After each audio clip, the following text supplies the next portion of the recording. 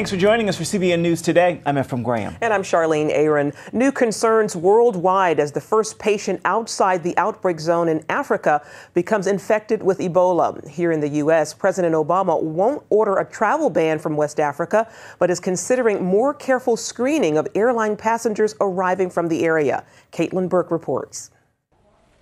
This morning, doctors in Spain confirmed the first known case of Ebola spreading outside the outbreak zone. A nurse who helped treat infected missionaries who were flown home has tested positive for the disease. Spanish health officials say she's being treated in isolation, and they're working to keep it from spreading further. We're getting a list of all of those who could possibly have been in contact with her. We'll be in touch with all of these people to see up to which point there could have been contagion. Here in the U.S., lawmakers are urging the White House to restrict travel from the West African countries affected by Ebola. But the Centers for Disease Control and Prevention argued that would only hurt the U.S. response to the outbreak and put Americans at greater risk. Meanwhile, health officials here in the U.S. remain on high alert, while 2 Ebola patients continue to receive treatment. In Dallas, Thomas Duncan remains in critical condition. In Nebraska, American journalist Ashoka Mukpo so far is showing only mild symptoms. He sounds very strong, and I think he shares in the relief of the rest of his family that he's been able to come back for good medical treatment here. President Obama says that ending the Ebola crisis is a top national security priority, and he says the U.S. is working on new protocols to do additional screenings of airline passengers arriving from West Africa. Caitlin Burke, CBN News. Public hospitals are also enacting special protocols to recognize Ebola. Some in New York City have even gone so far as to send in actors pretending to have Ebola symptoms to test the staff. Healthcare providers are hanging signs telling patients to immediately inform staff if they've recently traveled to West Africa. And many hospitals, including small ones, are setting up quarantine quarters and stocking up on tools necessary to help contain the virus. One of the nation's largest ambulance companies has created a step-by-step tutorial on how to wrap the interior of a rig while transporting a possible Ebola patient. So far, the only case of Ebola in the U.S. appears to have been contained. In Liberia, U.S. troops are setting up the first of 20 medical clinics to help roll back the Ebola crisis. The 25-bed clinic near the airport in Monrovia will treat contaminated healthcare workers. More than a third of the more than 3,300 Ebola deaths have occurred in Liberia. Our senior international reporter George Thomas arrived in Monrovia late Monday night and gives a sense of the tense atmosphere in the capital city. The panic and anxiety are palpable. Across this poverty-stricken West African nation, Liberians are struggling to contain their fear. The few Ebola treatment centers that are open are overwhelmed and understaffed with the sick and dying. Dozens of victims are dying daily. CBN News arrived in the capital city, Monrovia, late Monday night.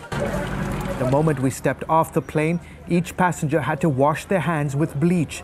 A few feet away, nurses stood armed with thermometers to check temperature. First line of defense here against I'm doing well, thank you, ma'am. Against Ebola is right here at the international airport in Monrovia. Each person is checked coming in and also out of the country. Thank you. Liberia has accounted for more than half of the world's deaths from the virus. Despite promises from the government here that the situation is under control, people on the streets aren't buying it. Folks are afraid of one another. There's no touching, no hugging, no pats on the back. Basically, people are keeping at least a full arm's length apart from each other. Operation Blessing has been on the ground helping. This week, the group will set up an additional 6 chlorine generators capable of producing hundreds of gallons of chlorine a day, allowing thousands to wash their hands thoroughly in chlorine water and then with soap to stop the virus. 10 more units are being dispatched. Some 100 chlorinated hand washing stations will also be delivered to affected villages far from the capital city. A 40-foot shipping container full of critical supplies like gloves, masks, and bed linens will make their way to Ebola treatment centers. Meanwhile, the daily urgency to get the word out about prevention continues. Teams of volunteers are holding awareness seminars across the country to make sure folks follow critical hygiene steps to keep from getting the virus. I'll continue to bring you the very latest on Operation Blessings outreach, plus daily behind-the-scenes reports on life in the Ebola zone. Please join me for that and much more on CBNNews.com, Facebook, and Twitter. I'm George Thomas, CBN News, reporting from Monrovia, Liberia. The U.S. Supreme Court cleared the way Monday for the expansion of gay marriage in America. The justices allowed to stand appeals court rulings overturning voter-approved constitutional amendments banning same-sex marriage in 5 states. The ruling opens the door for same-sex marriages in Indiana, Oklahoma, Utah, Virginia, and Wisconsin. Gay and lesbian couples celebrated the news, with many marrying within hours of the decision. The move increases the numbers of states allowing same-sex marriage to 24 and could increase to 30 in the coming weeks. Supporters of traditional marriage were disappointed in the ruling, but say they will continue fighting. There's bad news and good news in this decision. The bad news from our perspective is that these states have been denied the opportunity to defend their marriage laws in the highest court in the land. The good news is that the Supreme Court does not seem to be as eager to issue a sweeping ruling redefining marriage as many observers seem to think they were. Following that ruling, CBN's Mark Martin spoke with Brad Jacobs of Regent University School of Law about the impact of the court's decision.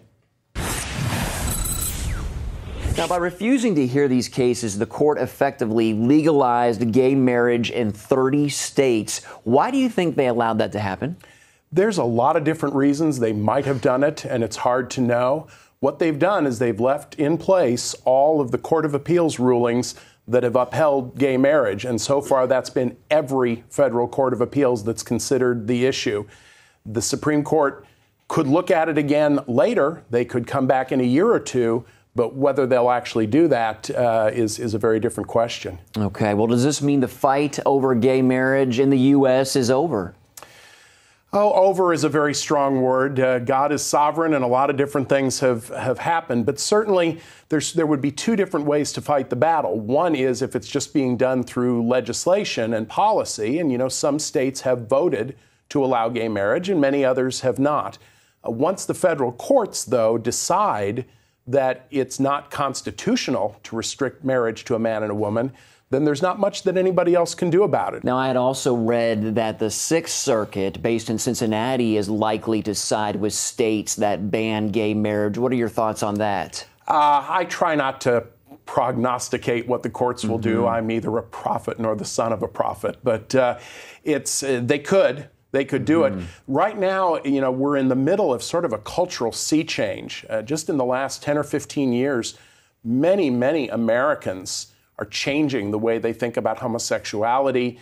You know, I teach students at a Christian law school, and I've been quite amazed at how in the last 10 years or so, many young Christians have sort of moved to a position of saying, well, I think that homosexuality is morally wrong, but I don't think the government should treat those couples any differently than anyone else. It's not how most people thought just a few years ago.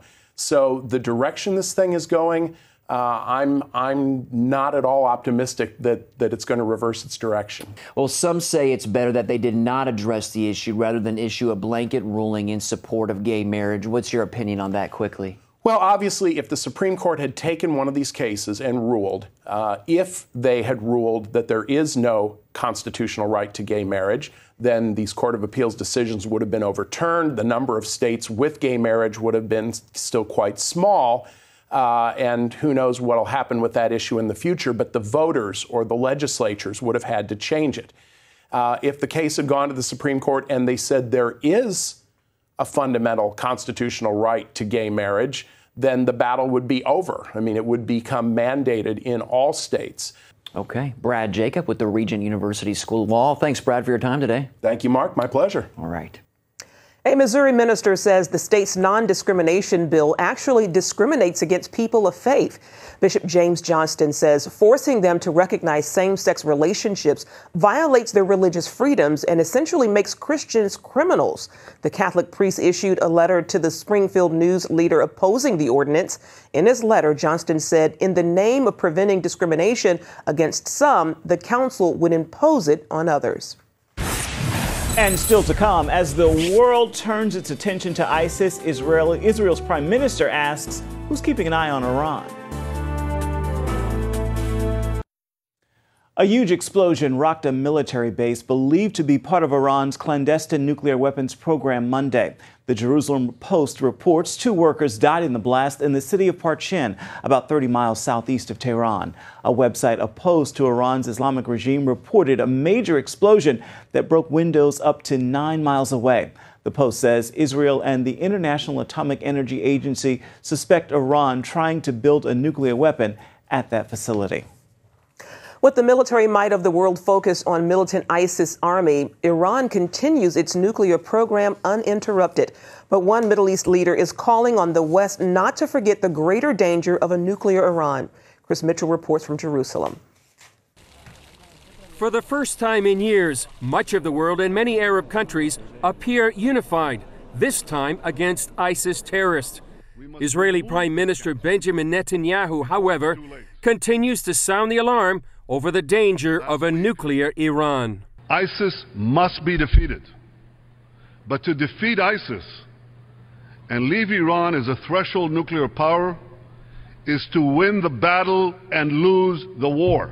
Netanyahu and other Israeli officials warn that Iran's nuclear program is what keeps them up at night. One official said that ISIS is a 5-year problem, but Iran is a 50-year problem. And I am here to tell you that Israel is deeply concerned.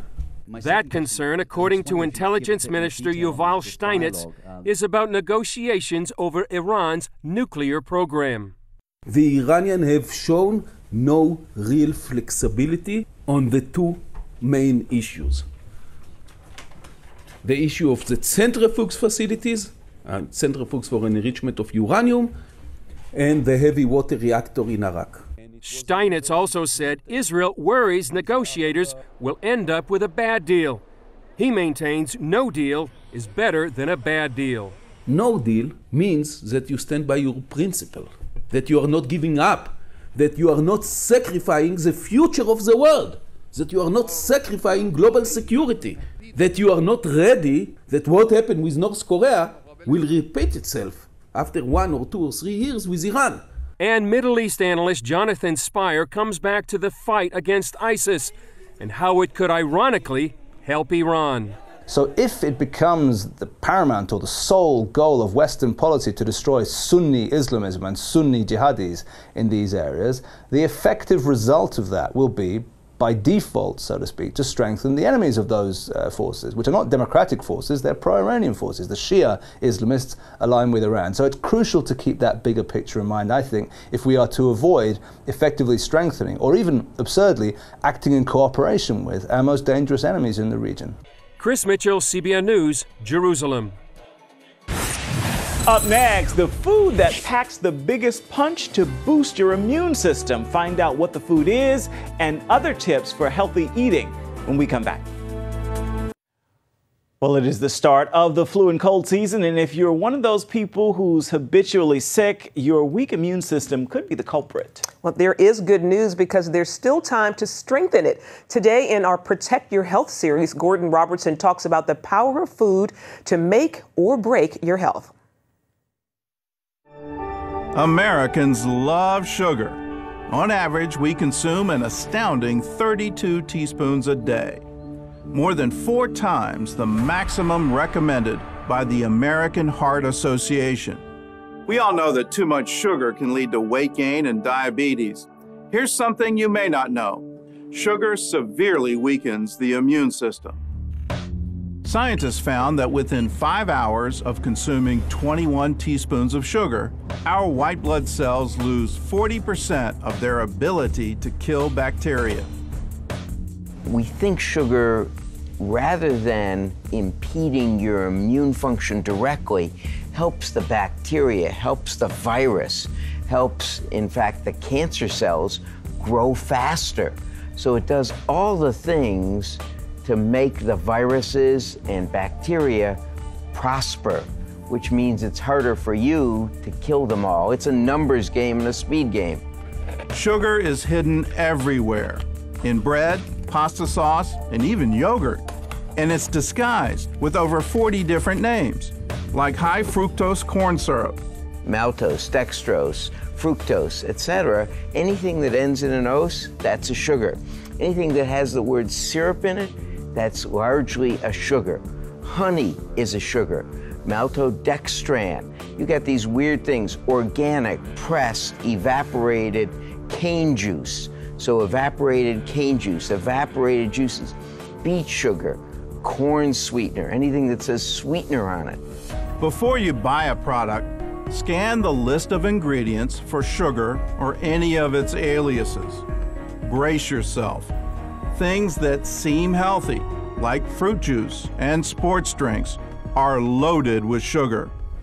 In addition to sugar, processed foods with trans fats and omega-6 fats also suppress the immune system by causing inflammation. Inflammation means your body is busy repairing itself instead of fighting disease. Inflammation makes you vulnerable to attack someplace else. So let's say you've got inflammation in your knee. Well, all your white cells are running down there to fight the inflammation. There's nobody left to fight the cold and flu entry. You should know those immune-busting trans fats also have an alias, hydrogenated oils, which you can spot on the list of ingredients. Cookies, crackers, and other packaged baked goods are loaded with them. These bad oils are also common in snacks, fast food, and frozen dinners. You get more spread of the virus and bacteria if you have a lot of trans fat. Those are in processed foods. And so the same thing goes with omega-6s. Sometimes it's not just packaged food that causes problems. The packaging itself often contains chemicals, like PFCs and BPAs, that have been shown to suppress your body's immune function. Many cans and food packages lined with plastic have these chemicals, especially microwave popcorn. And if you microwave your food, switch from plastic containers to glass, paper, or ceramic. One of the easiest ways to decide you're eating healthy is avoid food in a package that isn't in its original form. So packaged food is really bad for your health, bad for inflammation.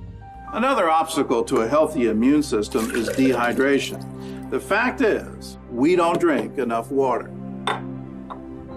Fluids flush out damaging toxins, while at the same time carry nutrients to infection sites.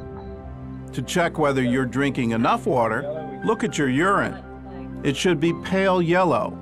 If it's dark yellow, you need to drink more. Speaking of drinking, while water is good, booze is bad for the immune system.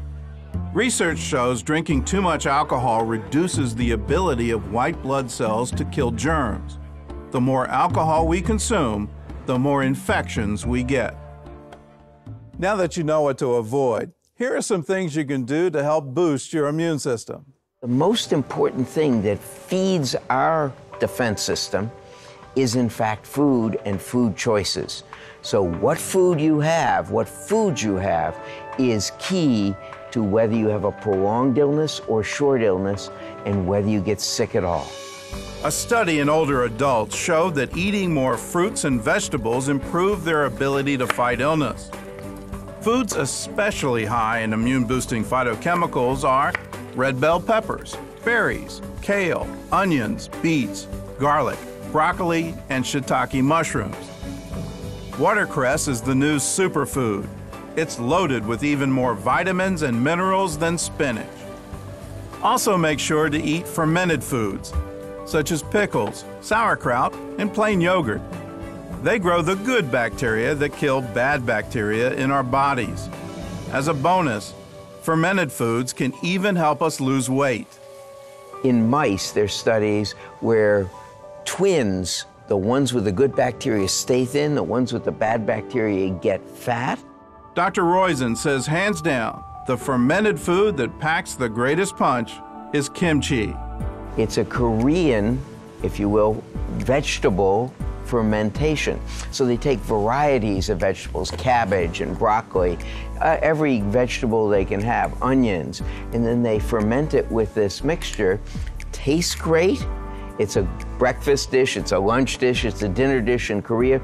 Whatever it is, it gives you great bacteria. So fight colds and flu with a healthy diet. One free of sugar and processed foods, but rich in whole foods and plenty of water. You'll definitely feel better from the inside out. And all this week, we'll be showing you more ways you can protect your health and build a strong immune system. You can watch the Protect Your Health series by going to the CBNnews.com website. While you're there, you can also order a free DVD of the series. Stay with us. We'll be right back. Hello? Is this thing on? Hey, kids, do you love games? And do you love discovering things? Well, do ya? Then you're gonna love this. It's the new free Superbook Kids Bible app. You can play games, watch videos, find answers to your questions, and a whole lot more. The new Superbook Kids Bible app. Free downloads available on iTunes and Google Play now. Finally, today, we want to introduce you to an Alabama dog who truly earned his biblical name. This stray mutt survived a car accident, then a case of deadly heartworms, and just last month, the Ozark Animal Shelter gave him a lethal injection to put him to sleep. But when doctors returned the next day, he was alive and well. Puzzled shelter administrators quickly changed his name to Lazarus. It just seemed real obvious. It came to me really quickly. You know, Lazarus died and then 3 days later was raised from the dead. And I thought, boy, that's too appropriate. He was injected the right amount of medication that should have had him go to sleep. And unfortunately, or actually fortunately for everybody else, here he was. He's back up and breathing and going right about business like it's nothing. And good news, Lazarus is no longer at the shelter. He's at home with a family and is only mistaken for dead right now when he's playing dead, as you see there. Lazarus, Amazing. like, I have a lot more living to do. Lazarus, come forth. Indeed, indeed. Well, that's it for now on CBN News Today. You can find more of our exclusive coverage of the issues you care most about at CBNnews.com. Want to hear what you think about the stories you've seen here today? You can do it on Facebook or at CBN News on Twitter. Hope you'll join us again right here next time. Make it a terrific Tuesday, everybody.